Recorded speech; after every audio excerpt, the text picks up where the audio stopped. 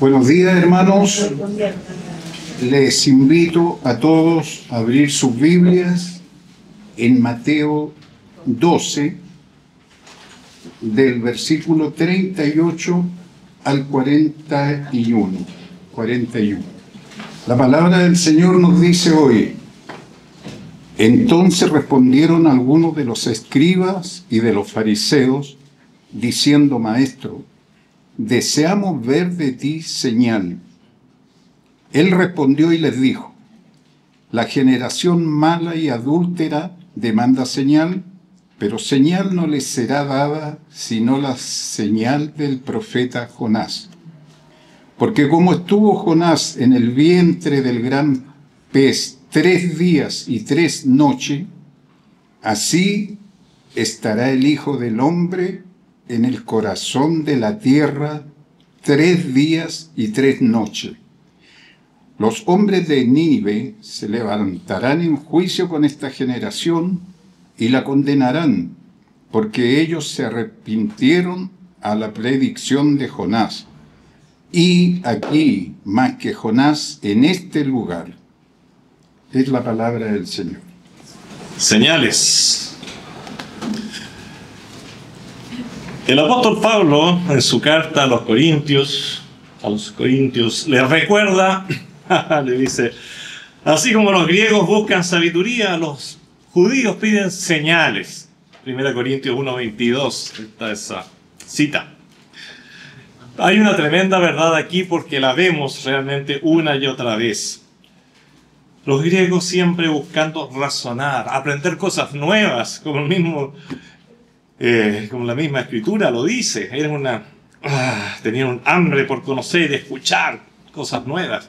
Y por su parte los judíos se caracterizaban porque siempre estaban tratando de ver cosas sobrenaturales, señales y milagros.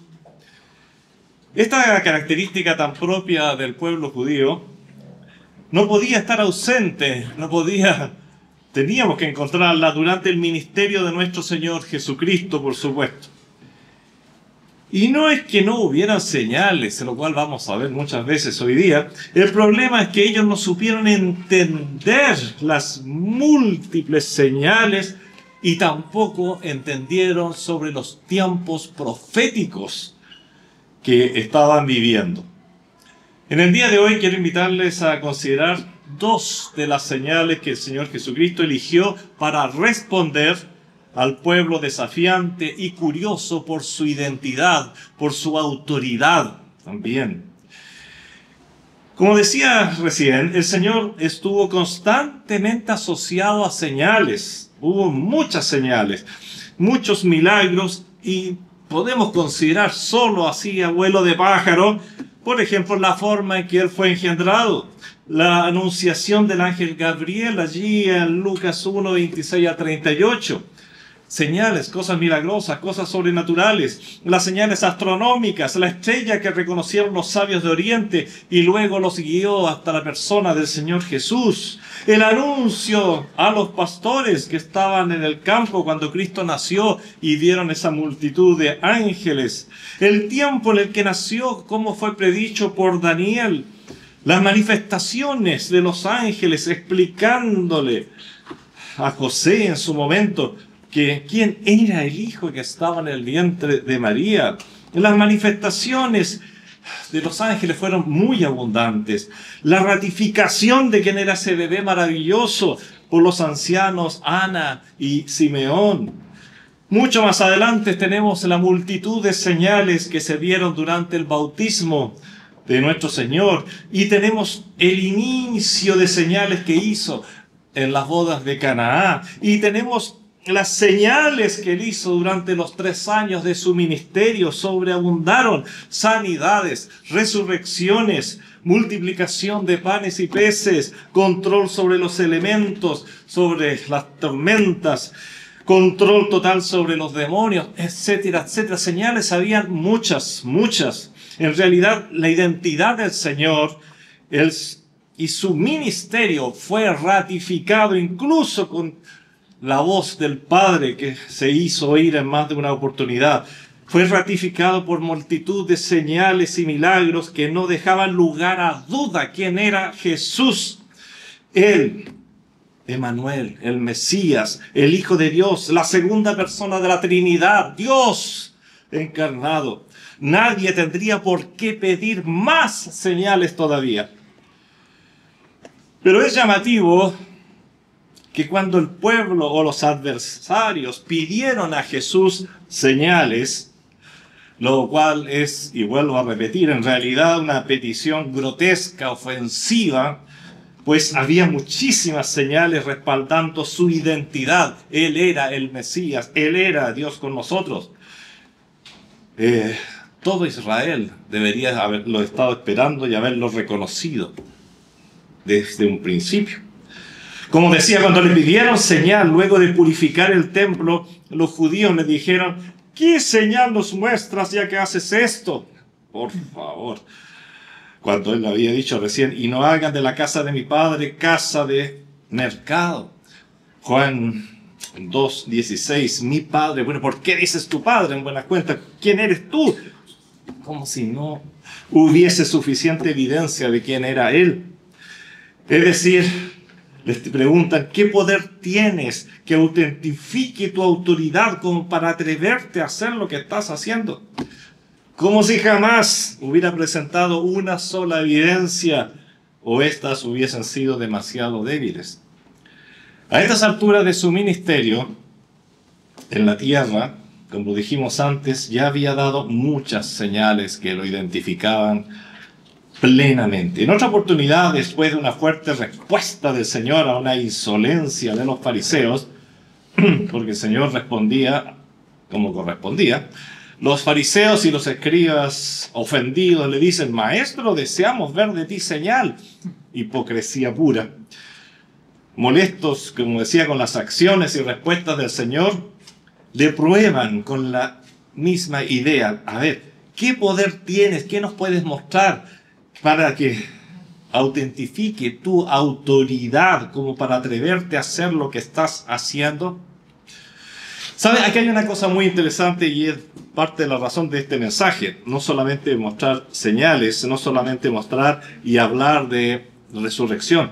Más allá, quiero considerar lo siguiente. Fíjense que es muy interesante que cuando al Señor Jesús los impíos le piden señales de identidad, Él no hace lo que hizo con Juan el Bautista. ¿Se acuerdan cuando Juan el Bautista, en un momento de dudas, porque siendo uno de los más grandes o el más grande de los profetas que haya vivido, como el mismo Señor lo presenta, entre los nacidos de mujer no hay quien es como Juan el Bautista, aún él tuvo dudas en algún momento? Las dudas son naturales de una naturaleza caída. Si el Señor no condena que haya una duda en un momento, pero tienes que hacer lo mismo que hizo Juan el Bautista y acudir inmediatamente al Señor. Mira, Señor, tengo estas dudas. Y Juan lo hizo así. Y mire qué diferente la actitud del Señor con Juan el Bautista. En aquella oportunidad la Biblia enseña que Jesús responde mostrando sus señales. Y luego le dice a los enviados de Juan, que estaban en ese momento en la cárcel, en muy malas condiciones, le dice que vayan y cuenten a Juan lo que han visto y oído. Y dice Lucas 7, 21, 23, mira, Juan necesitaba señales, pero era un hijo de Dios, era sincero, no había cinismo, no había hipocresía, no había una doble cara en él. Era un sincero seguidor del Señor. ¿Y qué hace el Señor? No se enoja, sino que hace señales para que estos enviados las vean. Y dice Lucas 7, 21, 23, mira, en esa misma hora sanó a muchos de enfermedades y plagas y de espíritus malos, y a muchos ciegos les dio la vista. Es decir, sí hizo señales. Y respondiendo Jesús les dijo: id y haced saber a Juan lo que habéis visto y oído. Dos puntitos. ¿Qué vieron y oyeron? Los ciegos ven, los cojos andan, los leprosos son limpiados, los sordos oyen, los muertos son resucitados, y a los pobres es anunciado el Evangelio, y bienaventurado es aquel que no haya tropiezo en mí. Qué diferente, ¿eh? A diferencia del caso con Juan, Jesús no da señales para satisfacer la curiosidad de los impíos. Ajá, debemos aprender de ello, ¿no?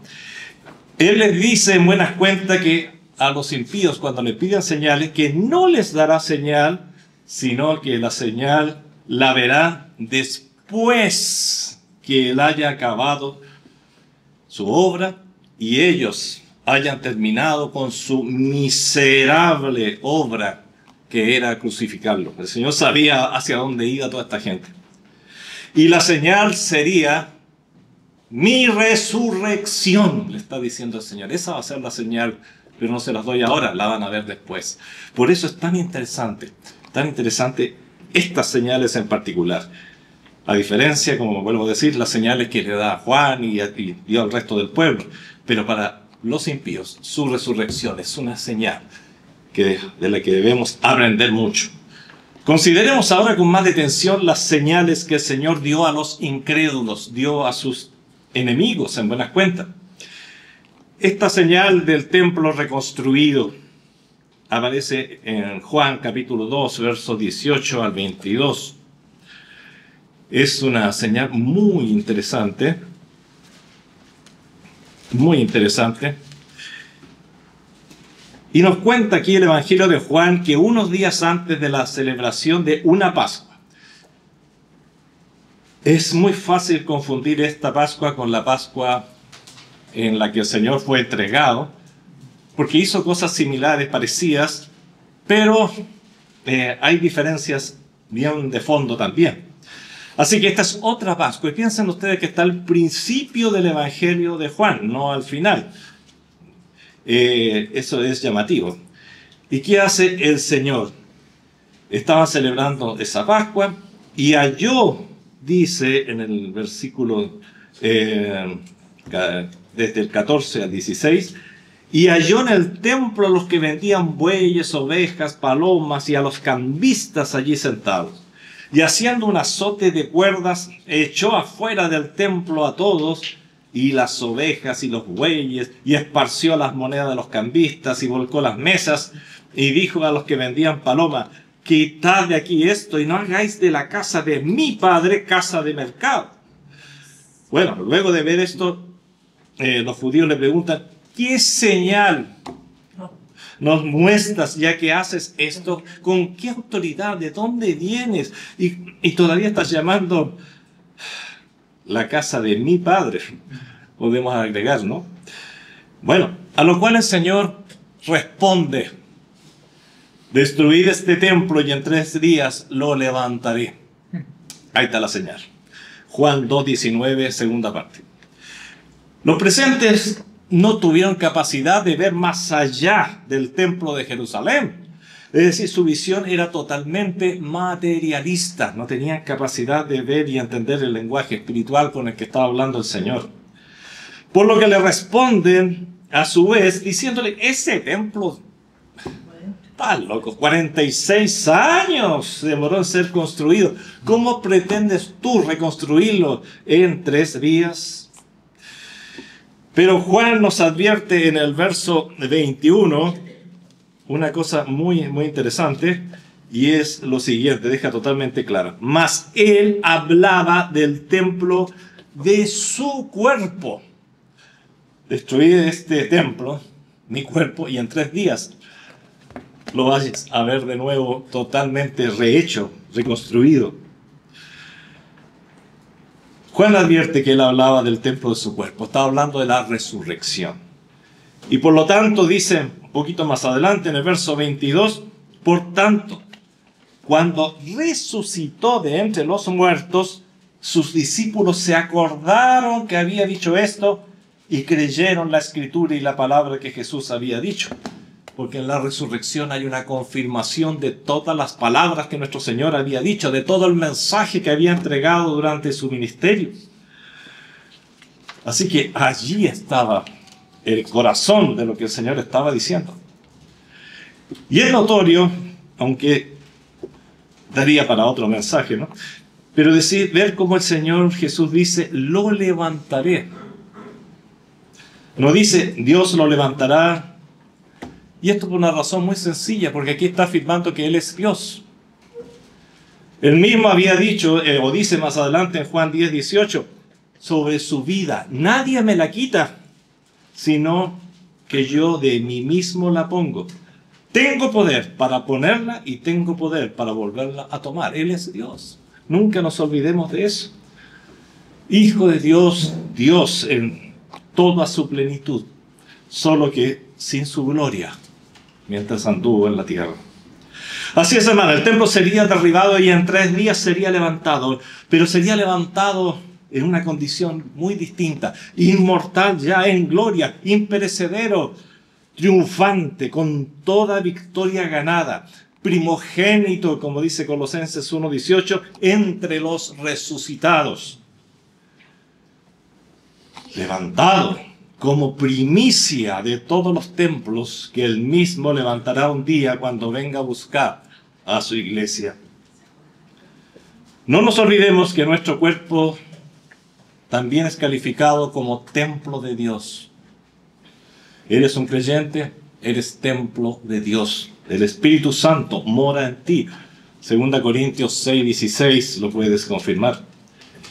Y no templos en el sentido de las reliquias que se ven en diferentes países.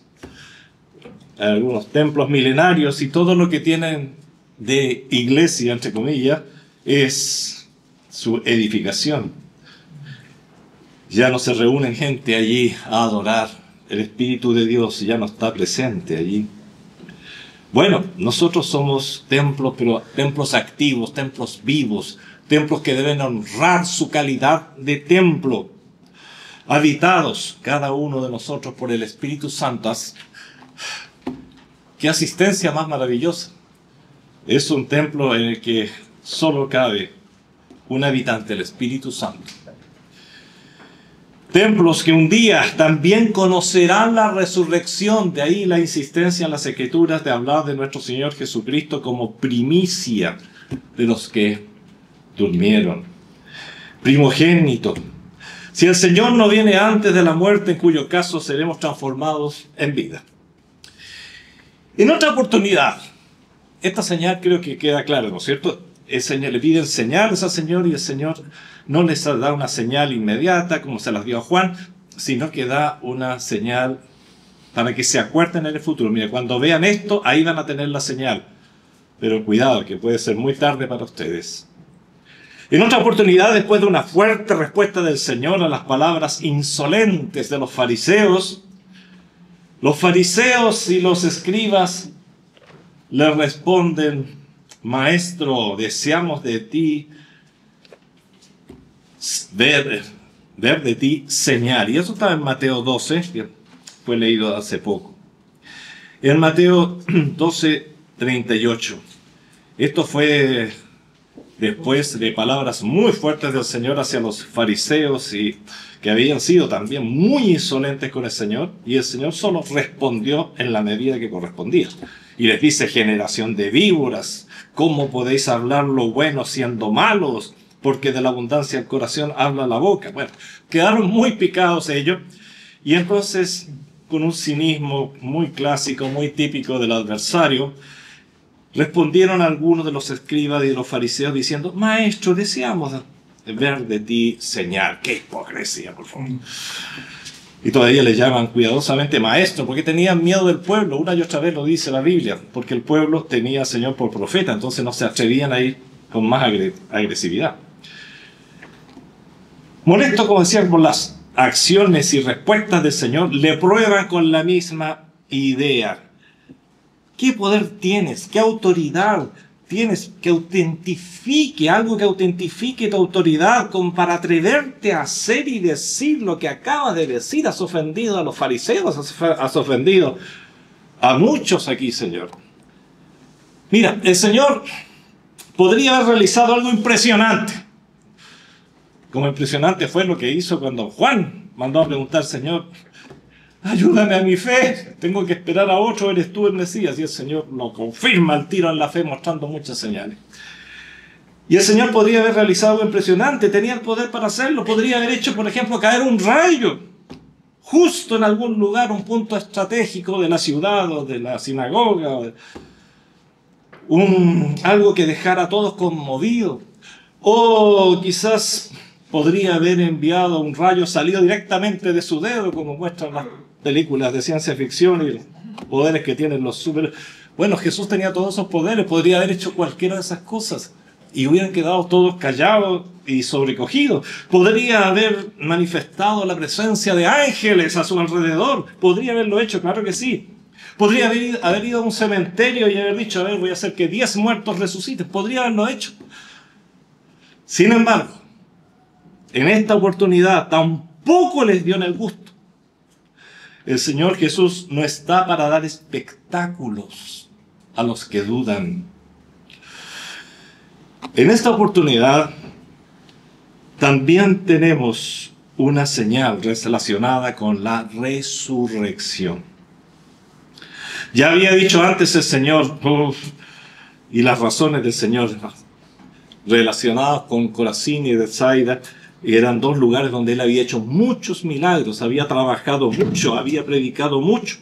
Y dice, si en Tiro y en Sidón, ciudades paganas, ciudades absolutamente fuera del contexto judaico, si allí, con todas las características que tienen esas ciudades, se hubieran hecho los milagros que han sido hechos en vosotros, tiempo a que se hubieran arrepentido en silicia y ceniza, es decir, los más cercanos eran los más duros. Los que habían visto sobreabundancia eran justamente los que dudaban. Hermanos, no son los milagros físicos, y aquí hay una conclusión muy importante, los que convierten. Es la palabra de Dios y el Espíritu Santo convenciendo de pecado. Y no dejemos de considerar como el mayor de los milagros la conversión del alma. Si me cortan un brazo y aparece otro brazo, sería un milagro. Pero ese milagro es infinitamente pequeñito al lado de la conversión de un alma. Y aquí lo vemos, ellos habían visto tantos milagros, pero sus almas no estaban convencidas, estaban endurecidos de corazón. Y en esta oportunidad el Señor responde con la señal de Jonás. Para ello el Señor alude a un hecho ocurrido alrededor de 785 años antes, tiempo en que vivió Jonás. Y en Mateo 12:40 está muy claramente dicha. Dice, porque como estuvo Jonás en el vientre del gran pez 3 días y 3 noches, así estará el Hijo del Hombre en el corazón de la tierra 3 días y 3 noches. El templo sería derribado y en 3 días sería levantado. Ese mismo templo, pero ahora haciendo alusión a Jonás, estaría en el vientre del pez durante 3 días y 3 noches y luego volvería a tierra. El Señor dice que así como el profeta estuvo en el vientre del pez durante ese tiempo, historia que todos sus oyentes conocían muy bien, pues el libro de Jonás era desde el principio parte de las sagradas escrituras judaicas, que no son otra cosa que el Antiguo Testamento que tenemos en nuestras Biblias. Así que ellos también conocían muy bien a Jonás. Bueno, así el hombre, el Hijo del Hombre, o sea, el mismo Señor Jesucristo, estará, dice, en el corazón de la tierra 3 días y 3 noches. Es notorio que no más de esto. Bueno, ¿y qué pasa después de esto? ¿Por qué no va a estar más tiempo que esto? Porque después resucitará, volverá. Hay una señal muy clara. Aquí la resurrección está, pero clarísima. ¿Qué sucedió con Jonás después de permanecer ese tiempo en el vientre del pez? Pues fue devuelto a la superficie. Así también Jesús volvería a caminar otra vez bajo el sol de Israel. Más adelante, y aunque parezca sobreabundancia, y lo es, el Señor ratifica esta señal. También está en Mateo 16, 1 al 4. Vinieron los fariseos y los saduceos, los porfiados de siempre, para tentarle y le pidieron que les mostrara señal del cielo. El mismo tema, el mismo argumento. Mas él respondiendo les dijo, Cuando anochece decís, buen tiempo, porque el cielo tiene revoles, y por la mañana, hoy habrá tempestad, porque tiene revoles el cielo nublado. Hipócritas, que sabéis distinguir los aspectos del cielo, mas las señales de los tiempos no podéis. La generación mala y adúltera demanda señal, pero señal no le será dada sino la señal del profeta Jonás. Otra vez lo repite. Y dejándolos se fue. Así que por eso el título del mensaje es estas son las señales que el Señor eligió para dárselas a sus adversarios especialmente. Y las dos tienen que ver con la resurrección. La resurrección. Es interesante notar que esta señal que habla de la resurrección del Señor está asociada a algo muy, muy especial. No solo fue conocida en Israel, no solo ahí, sino que fue conocida por todos los pueblos alrededor de Nínive. Ya el solo hecho que se conociera en Nínive significa que era conocido por todo el mundo asociado. Nínive era nada menos que la capital del poderoso imperio asirio, los dueños del mundo en ese momento. Y todos ellos conocieron lo que sucedió con Jonás, y gracias a esto ayudó para que el mensaje de Jonás llegara a ellos. ¿Y quién eran ellos? No eran judíos. Estamos en pleno Antiguo Testamento y el Señor está enviando un profeta a predicar a gentiles. Entonces, en la señal de Jonás hay un tremendo y profunda idea de el mensaje hacia los gentiles. Con la resurrección del Señor no se iba a limitar, habría terminado la dispensación de la ley y estaría a punto de empezar la dispensación de la iglesia, que es ofrecida, en la que la salvación es ofrecida, no a un pueblo o a través de un pueblo, sino a todas las naciones del mundo. Por eso esta señal también es muy importante y estamos bastante relacionados con ella, porque nos está hablando de una resurrección que sería anunciada no solo a Israel, sino a todo el mundo. Así pues, la resurrección constituye una señal no solo a Israel, sino que a todo un mundo perdido, anunciando de que hay esperanza de salvación. Por ello, la resurrección está ratificada por más de 12, y si analizamos con detalle, quizás encontremos 16 acontecimientos que demuestran la resurrección. 12 o 16 relacionados con testigos, algunos de la mayor calidad, o todos de la mayor calidad.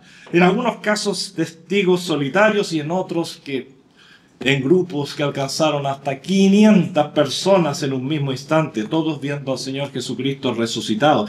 Es uno de los hechos más innegables de la historia. Y fue uno de los mensajes primordiales de los apóstoles durante todo su ministerio, como vemos en 1 Corintios 15:3.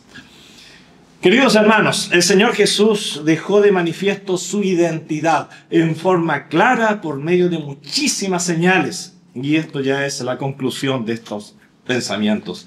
Además, anunció muchas veces en forma explícita su resurrección. A los discípulos se lo dice, ya al tercer día resucitaré, ya al tercer día, o sea, súper explícito, no había que deducirlo, no había que imaginarlo, no había que interpretarlo, era clarísimo, una y otra vez dijo que iba a resucitar, aparte de todo lo otro, de todas las señales y de todas las profecías que ya venían desde el Antiguo Testamento. No obstante, con sus adversarios destacó como señal de su identidad, de su relación con la divinidad, de su autoridad, una señal que sería observada en el futuro, un futuro no muy lejano, y esa era su resurrección. Pensemos qué fue lo que conmocionó a la gente en el día de Pentecostés, no solamente las cosas raras que pasaban, no solamente que todos hablaban un mismo idioma, no lengua, sino un mismo idioma. Eso es lo que dice la palabra del Señor claramente. Hablaban un mismo idioma, se universalizó el idioma para que el mensaje pudiera llegar absolutamente a todos. Pero ¿cuál fue el punto clave? Cuando Pedro toma la palabra y les dice que Jesús ha resucitado y lo reconocen como tal.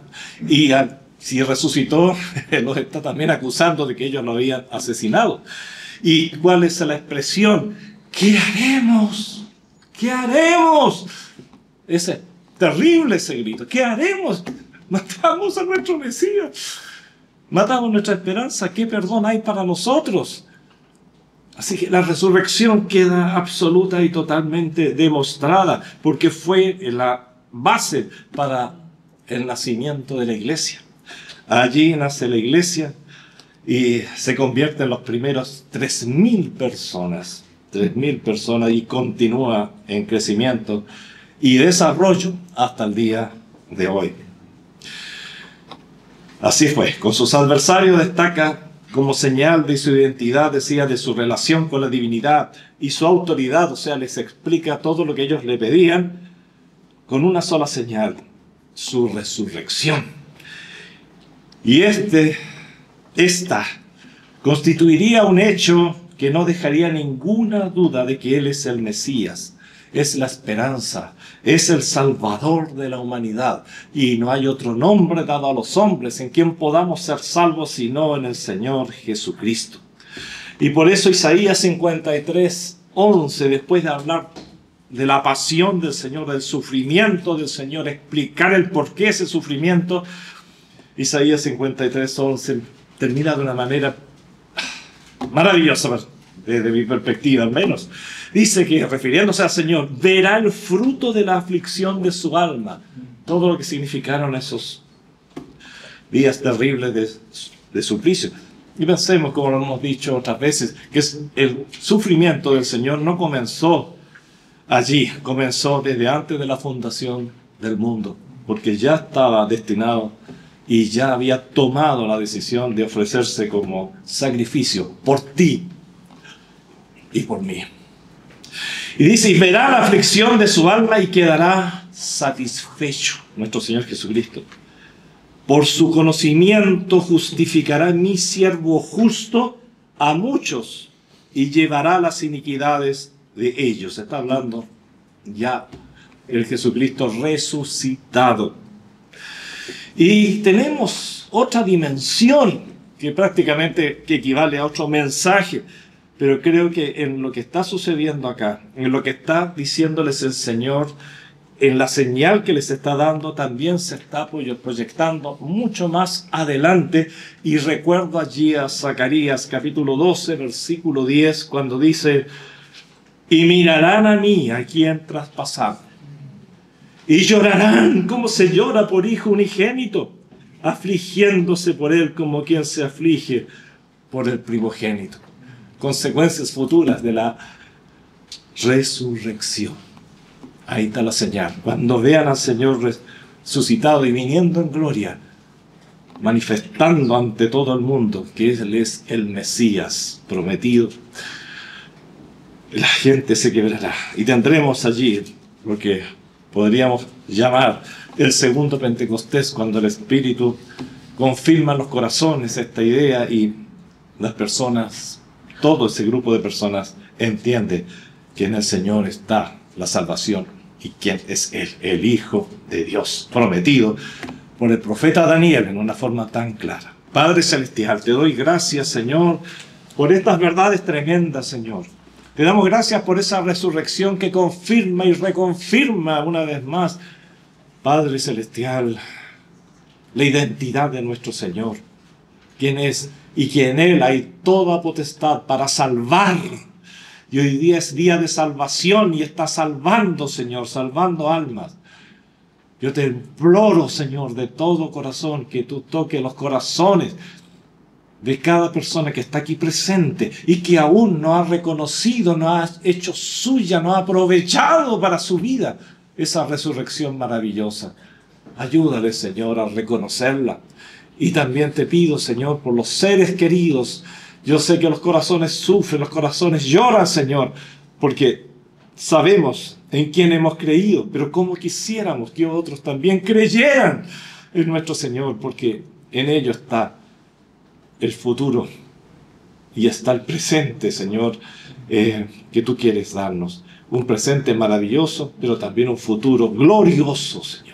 Gracias, Padre. Gloria sea dada a ti, Señor. Gracias por esa resurrección y porque nos incluiste en ella. En el nombre de Jesús. Amén.